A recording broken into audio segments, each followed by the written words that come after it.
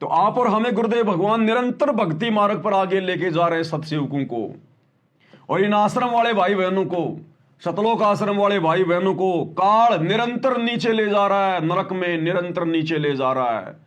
गुरुदेव के कलयुगी बेटा बेटी भाई बंधु रिश्तेदारों को, कोऑर्डिनेटरों को यह काल निरंतर नीचे लेके जा रहा है, निरंतर मर्यादा तोड़वा रहा है, और हमें परमेश्वर निरंतर ऊपर की ओर लेके जा रहे हैं अध्यात्म में। अब इसका एक जीता जागता सबूत आपको दिखाता हूं। आज ही वीडियो आया है, हरियाणा के रोहतक के किलोई गांव में बास्केटबॉल का टूर्नामेंट चल रहा है, बास्केटबॉल का। और कोई शिव कुमार नाम का कोई खिलाड़ी था हरियाणा का, जो कि वो मर चुका है। उसकी याद में वहां पर एक स्टेडियम बनाया हुआ है, शिव कुमार मेमोरियल स्टेडियम, गांव किलोई, रोहतक, हरियाणा। और शायद उसकी कोई बरसी होगी, उसकी शायद कोई वर्षगांठ होगी। उसके उपलक्ष्य में, उसकी याद में हरियाणा के लोग वहां पर बास्केटबॉल का टूर्नामेंट करवा रहे हैं, खेल हो रहा है बास्केटबॉल का। सतलोक आश्रम मैनेजमेंट हरियाणा ने, गुरुजी के कलयुगी परिवार ने वहां जाकर भंडारा लगा दिया, गुरुदेव के परिवार ने वहां जाकर भंडारा लगा दिया। भाई और बहनों, परमात्मा की वाणी है, हिंदू हदीरे पूज ही और मुस्लिम पूजे गोर, दोनों दीन की अकल को ले गए हैं चोर। गुरुदेव ने हमें प्रथम नियम में साफ साफ मना किया है, प्रथम नाम देते समय जो नियम दिए जाते हैं 11, कि हमने किसी की समाधि नहीं पूजनी, हमने किसी की समाधि वगैरह नहीं पूजनी है। अब वहां तो शिव कुमार नाम के उस खिलाड़ी की वर्षगांठ मनाई जा रही है, उसकी समाधि पूजी जा रही है, दुनिया उसके उपलक्ष्य में वहां पर टूर्नामेंट खेल रही है, बास्केटबॉल खेल रही है, और आश्रम वालों ने जाकर उसमें सहयोग कर दिया। अरे हमारा लेना देना क्या था वहां पर? दुनिया बाढ़ में जाए, चाहे कबड्डी खेले, चाहे बास्केटबॉल खेले, चाहे किसी जिंदा के ऊपर खेले, चाहे किसी मुर्दा के ऊपर खेले। अरे ये लोग जबरदस्ती जाकर क्यों वहां पर अपनी मर्यादा तोड़वा रहे हैं? क्यों संगत के दान धर्म का दुरुपयोग करवा रहे हैं? तो आश्रम वालों ने जाकर वहां पर भंडारा लगा दिया, सबके लिए, हजारों लोगों के लिए। तो भाई और बहनों, ये तो मरे हुए लोगों की यादगारों पर जाकर और दुनिया का सहयोग कर रहे हैं, समाधियां पूज रहे हैं, समाधियां। मर्यादा नाम की चीज भी नहीं है, चीज भी। काल इनको निरंतर नीचे की ओर लेके जा रहा है, निरंतर नीचे की ओर। और देखो इनकी बुद्धि पे पत्थर पड़े हैं। ये खुद सारी न्यूज, सारा वीडियो अपने खुद के चैनल पर डाल रहे हैं, सा न्यूज चैनल पर। भक्तों को बना दिया इन्होंने रिपोर्टर दे दे के 1.5 फुट का डंडा, बोलना भी ढंग से उनको आता नहीं। और बड़े खुश हो रहे हैं कि हम तो रवीश कुमार बन गए, 1 नंबर के पत्रकार बन गए। लेना देना कुछ नहीं है, काल ने हवा भर रखी है, गुब्बारे की तरह फुला रखा है इनको। ये छोटा सा है, आपको मैं सुना देता हूं, देख लो।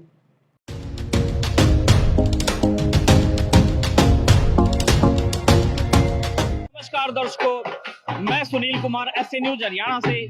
आप सभी जानते हैं कि हरियाणा प्रदेश ने देश को काफी लाभ दिए हैं, जो कि मशहूर खिलाड़ी हुए हैं, इंटरनेशनल खिलाड़ी हुए हैं। ऐसे ही रोहतक जिले से, गांव कलोई से एक इंटरनेशनल खिलाड़ी हुए हैं, शिव कुमार जी।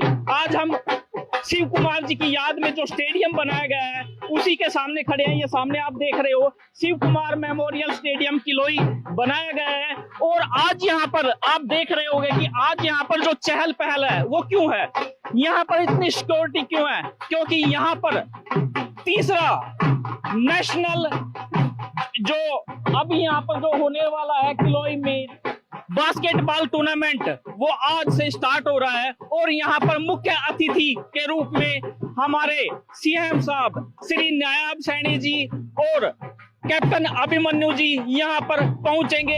एक तो आज हमारे सीएम साहब इस टूर्नामेंट को देखने के लिए यहाँ पर अपना जो भी सहयोग है वो करने के लिए आ रहे हैं। दूसरी तरफ आप सामने देख भी रहे होंगे कि यहाँ पर आपने आज तक संत रामपाल जी महाराज की तस्वीरें उनके आश्रमों में देखी होंगी, लेकिन आज यहाँ स्टेडियम में क्या कर रही हैं, तो यह भी खुलासा हम आज आपको दिखाएंगे कि आखिरकार यहाँ पर संत रामपाल जी महाराज की इतनी तस्वीरें क्यों लगाई गई है। तो दर्शकों, हम बात कर रहे थे संत रामपाल जी महाराज की, यहाँ पर काफी जगह पर तस्वीरें दिख रही हैं हमें।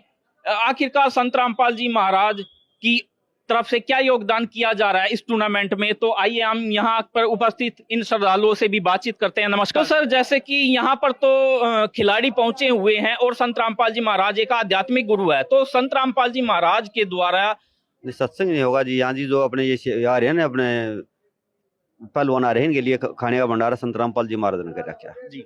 तो हमने सुना है कि यहाँ पर अभी भी देखा है तस्वीर में कि ये टूर्नामेंट 3 दिन तक चलेगा, तो क्या आपकी यहाँ 3 दिन तक ऐसे ही व्यवस्थाएं आप बनाकर रखोगे? हाँ जी, भंडारे 3 दिन ऐसे ही व्यवस्था रहेगी और सेवादार भी गुरु जी की तरफ से आश्रम के रहेंगे जी। काफी है भाई और बहनों, काल निरंतर इनको नीचे लेके जा रहा है, निरंतर नीचे इनकी कमर तोड़ने के लिए आने वाले महाविनाशकारी समय में किसी भी प्रकार से गुरुदेव भगवान इन आश्रम वालों की, अपने परिवार की, इस लाखों की भीड़ की कोई मदद ना कर सके। काल हर प्रकार से इनको खंडित कर देगा, तब तक हर प्रकार से खंडित है। अब बताओ क्या मतलब था इनका वहां पर फटे में जाकर पैर अड़ाने का? अरे दुनिया भाड़ में जाए, वो क्या खेल रही है, क्या खा रही है, क्या पी रही है। गुरुदेव तो बार बार हिसार जेल से संदेशा भेज रहे, बच्चों संसार की तरफ से आंखें बंद कर लो, बच्चों भूल जाओ संसार को, आगे बढ़ो, अपने परमात्मा के चरणों से चिपट जाओ। और ये राजनेताओं के चरणों से चिपट रहे, दुनियादारी में ज्यादा घुस रहे हैं।